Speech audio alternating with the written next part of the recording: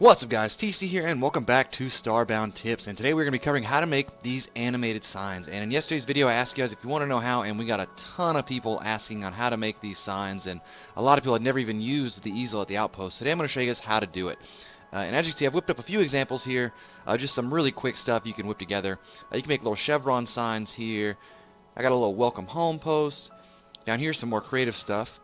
Down here I've actually got a little heart rate monitor, which I love this one actually. You could hook this up to any kind of pod. You could actually make this thing turn on and off.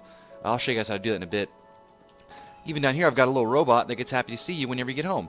So yeah, all kinds of stuff. These things are really unlimited potential on what you could do with this kind of stuff. We're going to hop over to the outpost and I'm going to show you guys how to do this stuff.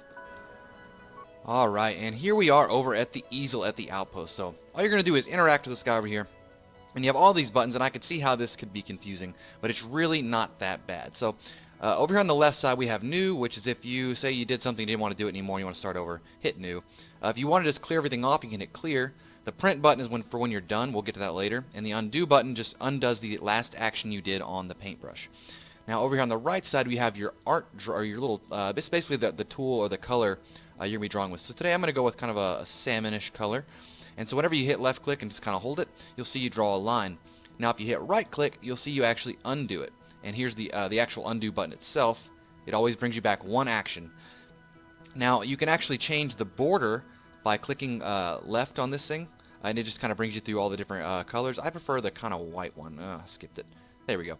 I prefer the kind of white one. You can also use these arrows to adjust the frame. So see, I've kind of got it off a little bit here. It's not quite in the center. You can always just move it over, move the entire frame. Also there's the backing, which you can change that. All you do is click this and you're going to see you're going to go through several different backings they have. I myself prefer the black one, just it looks best to me. Now the light bulb here is, if you watched yesterday's episode you would know this is what gives it the glow. So we're going to go ahead and give it this kind of the glow. Now it's important to note that these colors, like you see this kind of has the pink glow to it, but it doesn't necessarily have to line up with whatever color you're using. So if I pick like a cyan, we can do that and you'll see it still has that kind of pink glow. Now, if you want to get back to the color you had, because see, it's a huge color spectrum, right? It's going to be hard to pick the exact one. All you do is pick the dropper here, left click it, click the color you want, and you're going to see it's going to return you to that color again. So if you're familiar with Microsoft Paint, you're going to know what this is. And then this button here is going to fill it in. So this is like the paint bucket tool, just fills it in. So we're going to undo that, make sure we turn it off. And so for today's sign, what I'm going to show you guys how to make is we're going to make a sign that's got a line that goes down the front of it, right? That's going to be its animation. So to start off, you're going to want these little buttons in here are what adds a these basically add a different a frame, right? So right now we're on frame 1, right? So for our first frame, when we want it to be blank, click up, and now you're going to see it goes to 2 frames. So here's where we're going to add our first frame, right? So for frame 2, we're going to add a pink line, right? Now we're going to push up to frame 3. Now we're going to redraw our line down here, and we're going to delete our line up here, right? Because we have to make it look like this line has moved down. And that's all you're really doing here, is simulating movement, right? And this is kind of how animation works. And there's a lot more complicated stuff you can do with this. I've seen somebody who made it look like there was running water. And one cool thing about these signs is they actually parse together automatically. So we're going to move it up one more time. Redraw our line here.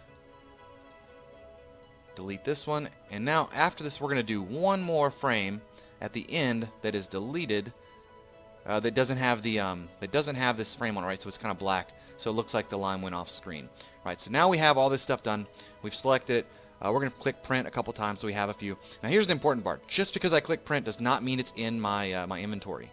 So you can go to this box, open it, pull out your sign, and here you go. Now for today's episode I have turned off tile protection just so we can test it, because it's kind of annoying.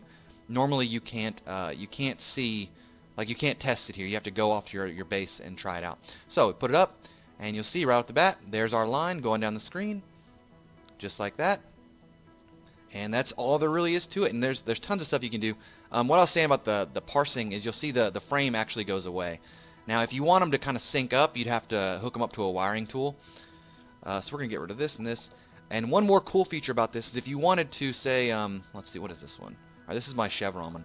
So say I wanted to do this chevron one again, I can go in here and there's an input box here. If I put my chevron in it and then go over here and click scan input, you'll see it actually copies what I have. So if you wanted to make more or edit it, you can do that. So anyways, that's all I got for you guys today. Hope you guys enjoyed it. Please rate, like, comment, subscribe, and I'll talk to y'all later.